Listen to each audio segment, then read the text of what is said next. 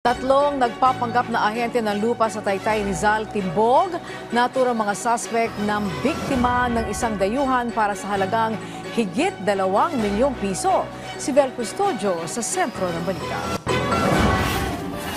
Arestado sa isang entrapment operation ang tatlong individual matapos magbenta ng lupa na nakarehistro pala sa iba. Ayon sa pulis, bumili ng lupa ang isang foreign national sa barangay San Juan, Taytay Rizal sa halagang 2,500,000 piso.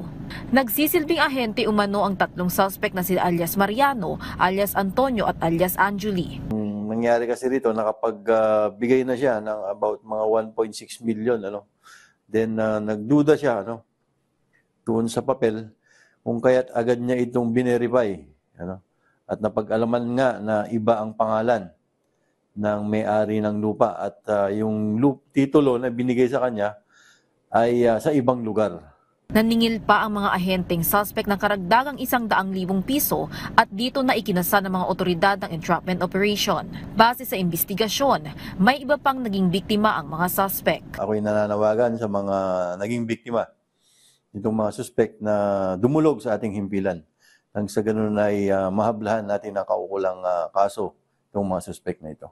Itinanggi naman ng isa sa mga suspect ang paratang. Depensa niya. Wala sa titulo. Walang titulo ang client na nag-complain sa amin.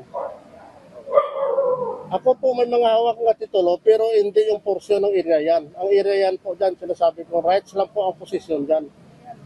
Kaya nga po pumirma sila doon sa kontrata namin na rights. Bago sila nagbitaw ng kanilang halaga na pera. Tumanggi ring magbigay ng pahayag ang dalawa pang suspect. Maharap sa kasong estafa ang mga suspect. Vel Custodio para sa Pambansang TV sa Bagong Pilipinas.